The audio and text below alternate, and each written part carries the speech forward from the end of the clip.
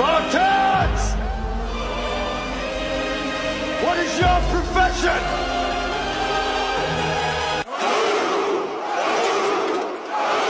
Kesalahan fatal atau 4 cacat.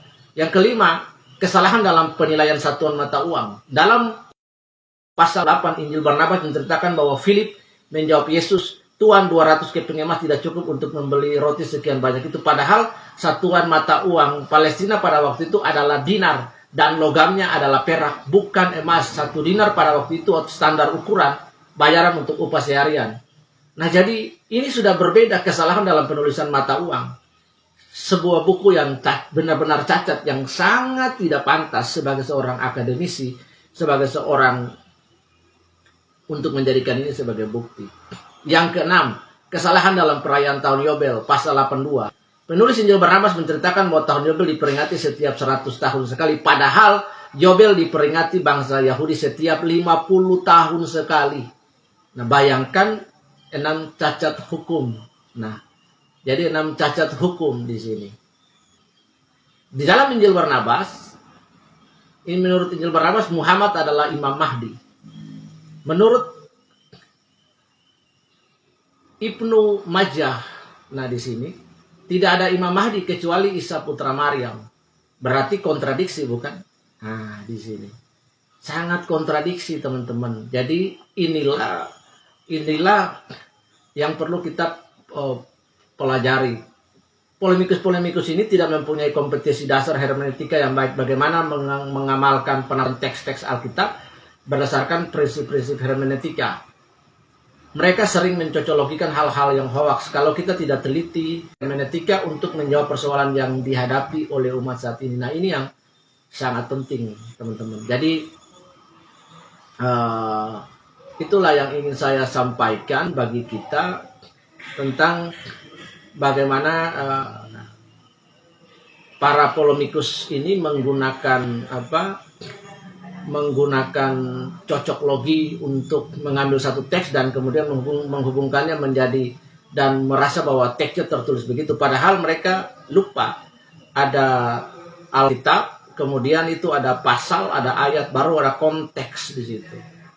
Ya, jadi mereka bangga sekali ketika bisa membuktikan bahwa Barnabas itu adalah penulis kitab Injil Barnabas atau fake gospel ini. Nah, ini sesuatu yang sangat, tapi bagi saya itu mereka sudah biasa ya, muka mereka sangat tebal. Iya, dan mereka tujuannya mereka bukan untuk kebenaran. Tujuannya mereka berdebat untuk bukan mendapat sebuah, kalau hari ini di barat kita sebut pencerahan ya. Mereka bukan untuk mendapatkan sebuah pencerahan, tapi mereka berdebat. Dan ada satu hal lagi, yaitu bahwa sampai hari ini mereka berusaha untuk mendapat pengakuan, mendapat legalitas, dan supaya untuk mensejajarkan sesembahan mereka dengan Tuhan Yesus sampai kapanpun tidak akan pernah. Ya, pengakuan nabi-nabi mereka, karena ada perbedaan nabi-nabi versi mereka dengan nabi versi kita. Itu, dan mereka akan berjuang dengan berbagai cara dan apapun untuk mendapatkan legalitas dan pengakuan ini. Legalitas dan pengakuan itu tidak datang dari manusia, tapi dari Allah sendiri. Nah, ini yang luar biasa di sini. Nah, dan sebenarnya kelompok-kelompok yang eksis polemikus ini, mereka bukan orang-orang dari NU ya, karena orang-orang NU itu lebih pluralis, jadi lebih pluralis mereka di dalam saya punya teman-teman NU banyak pluralis. Saya punya dosen juga dia mengajar di UIN di Jogja, bagaimana bergaul dengan orang-orang Muslim NU di situ. Jadi yang kelompok ini nih adalah kadrun-kadrun ini bagian dari, sebenarnya mereka dimanfaatkan oleh sebagian orang yang memanfaatkan kegaduhan di bangsa ini. Jadi inilah yang terjadi. Jadi Muslim NU itu cara berdebatnya berbeda. Mereka cara berdebatnya berbeda. Jadi mereka lebih kepada diskusi dan lain. Jadi kelompok-kelompok seperti Suma dan lain-lain itu, teman-temannya itu, nah itu bisa diperalat oleh orang-orang tertentu ya. Nah, seperti itu dalam kelompok mereka yang tidak ingin negara ini hancur dan lain sebagainya. Nah, jadi inilah yang ingin saya share, saya bagikan bagi kita. Jadi apa yang mereka sampaikan tentang Injil Barnabas itu, Injil Barnabas adalah Injil yang palsu di situ. Jadi kurangnya bukti yang mendukung keaslian Injil Barnabas di situ. Jadi kalau teman-teman bisa baca buku Answering Islam, The Christian in the Light of the Cross, Becker, buku itu karangan Norman L. Geisler dan Abdul Salib, itu bagus sekali gitu. Jadi teman-teman dapat menemukan jawaban. Jadi teman-teman sebenarnya ini adalah sebuah pengulangan sebenarnya untuk lebih menegaskan lagi, karena teman-teman polemikus Muslim ini yang berusaha memaksa Kisah Rasul pasal 4, 36-37 bahwa Barnabas adalah murid Yesus. Nah, secara terang-terangan di situ letterless saja kita sudah bisa memahami antara diutus oleh para murid dan rasul itu, dan menjadi rasul itu dua hal yang berbeda. Jadi banyak kecacatan dalam Injil Barnabas. Hanya 66 kitab yang melalui proses kanonikal yang sudah diterima, dan itu paripurna, teman-teman. Itu paripurna. Dari proses-proses pengkanonikan, kemudian proses lain, orang Kristen itu sebenarnya sifatnya adalah open book, dan Alkitab juga open book. Siapapun yang dapat menggunakan dari dia, mau Hindu, Buddha, segala macam Islam, boleh memakai ayat Alkitab. Tetapi ketika dia memakai ayat Alkitab untuk menyerang kekristenan, Alkitab itu akan balik untuk menyerang dia. Nah, teman-teman bisa lihat beberapa 6 video juga tentang bagaimana sifat kanonik Alkitab di situ. Jadi sifat kanonik Alkitab itu satu adalah sifat otoritas.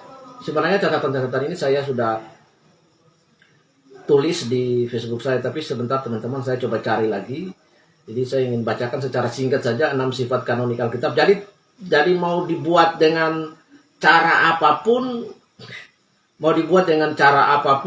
mau menggoncang Alkitab sangat tidak tergoyahkan. Ya, sangat tidak tergoyahkan. Hanya orang yang hatinya tidak dipenuhi oleh Roh Kudus yang murtad. Jadi yang pertama kita melihat bahwa 6 sifat Alkitab berbeda dengan kitab-kitab yang lain, teman-teman. Jadi yang pertama itu Alkitab memiliki sifat otoritas sebagai satu-satunya sumber firman Allah yang dapat kita ketahui saat ini. Otoritas Alkitab menuntut setiap orang percaya harus tunduk dan taat pada setiap kebenaran firman yang tertulis di dalamnya. Menolak Alkitab sama saja menolak Allah yang telah berfirman di dalamnya. 2 Timotius 3 ayat 16. Ini yang membuat kita berbeda dengan teman-teman di Muslim. Kenapa?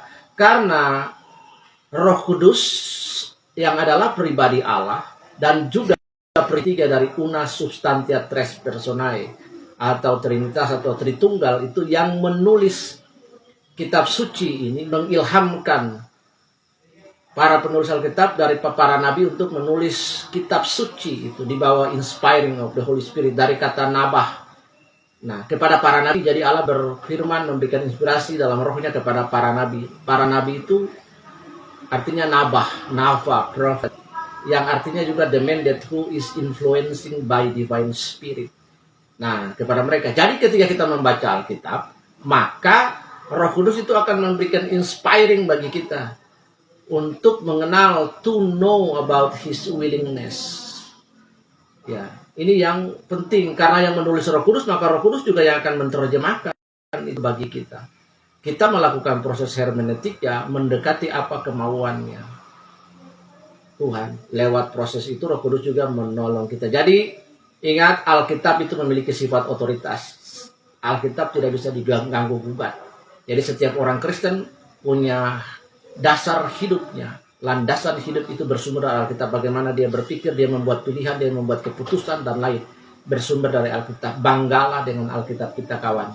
Yang berikut, Alkitab memiliki sifat infallibility, yang berarti apa yang disampaikan dalam kitab suci secara keseluruhan dapat dipercayai sebagai kebenaran Allah yang dapat diandalkan. Nah, ini yang penting. Kenapa? Karena Roh Kudus yang nulis, Roh Allah yang nulis. Jadi memiliki apa yang disampaikan itu sebagai yang dapat dipercaya dan dapat diandalkan. Kitab lain saya nggak tahu. Apakah kitab lain dapat diandalkan? Saya nggak tahu, karena kitab itu nggak punya sifat kanonik.